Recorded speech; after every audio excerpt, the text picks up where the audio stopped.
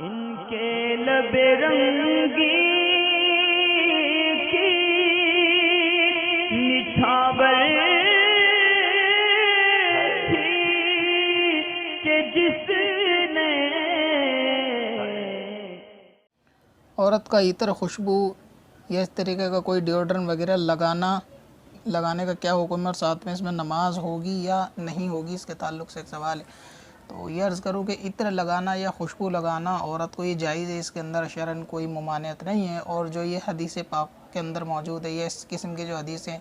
कि जो औरत खुशबू लगा के मर्दों के बीच में गुज़रे या बाहर गुज़रे वो ज़िना करने वाली है, या इस तरीके की भी रिवायतें हैं कि खुशबू लगाकर औरत मस्जिद में, हमारी मस्जिदों में खुशबू लगाकर ना आए, ये भी मिशकात शरीफ की हदीस पाक का खुलासा है। तो इससे मुराद वो है कि औरत अगर खुशबू लगाती है, अगर आपका सवाल ये है कि घर में रहने वाली ख़ातून या वो ख़वातीन जो घर में महरम के दरमियान रहती हैं तो वो खुशबू लगा सकती हैं, इसमें कोई हर्ज नहीं है। यानी हल्की अगर खुशबू लगाना चाहें तो भी इसमें कोई मुज़ायका नहीं है, लेकिन ये कि वो खुशबू लगाकर गैर महरम के सामने बाहर ना जाए। अब रहा ये कि जो स्प्रे वगैरह, परफ्यूम जिसको बोलते हैं, परफ्यूम आते हैं, तो इसमें लगाने ना लगाने का मामला ये है कि अगर ये अल्कोहल फ्री आपके पास मैसर हैं, और ऐसे भी बाज़ार में आते हैं जिसके ऊपर साफ लिखा होता है कि इसमें अल्कोहल नहीं होता, तो अल्कोहल फ्री परफ्यूम जो भी हैं वो भी लगा सकते हैं, मर्द भी लगा सकते हैं, औरत भी, और इनको लगाने के बाद नमाज जायज़ है। ठीक इसी तरीके से इतर वगैरह भी लगा सकते हैं, इतर लगाने के बाद भी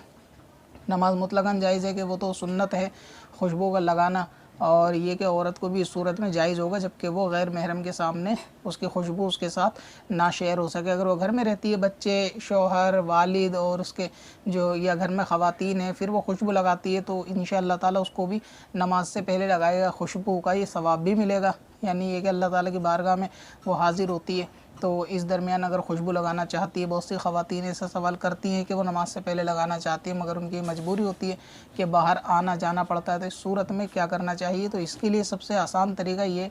कि ख़ास और मखसूस चादर नमाज के लिए तय कर ली जाए कि ये चादर आप नमाज ही में इस्तेमाल करेंगे। फिर आप उस चादर के ऊपर खुशबू को लगा लिया करें, नमाज से पहले इतर वगैरह को मल लिया करें और नमाज में उस चादर को लपेट कर नमाज अदा कर लें। तो इससे क्या होगा कि अल्लाह ताला की बारगाह में अगर आप खुशबू लगा के जाएंगे तो इस नियत पे, नेक नियत पे मर्द के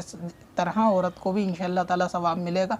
और फिर जब आपको घर गृहस्थी के काम करने हो या बाहर जाना हो, आप उस चादर को जो आपने मखसूस की है नमाज के लिए उतार कर रख दें किसी अलमारी वगैरह में, और फिर आप आम लिबास पहनकर आ जा सकती हैं पर्दे की शराइत के साथ। तो इसमें क्या होगा कि वो खुशबू वाली चादर आपके जिस्म से जुदा हो जाएगी, तो उसके गैर महरम को उसकी खुशबू नहीं पहुंच पाएगी। तो यह आसान तरीका है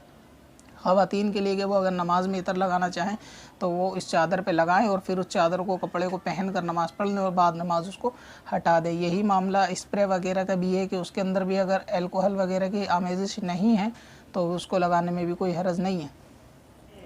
पत्थर में हसन लाले पुरनवार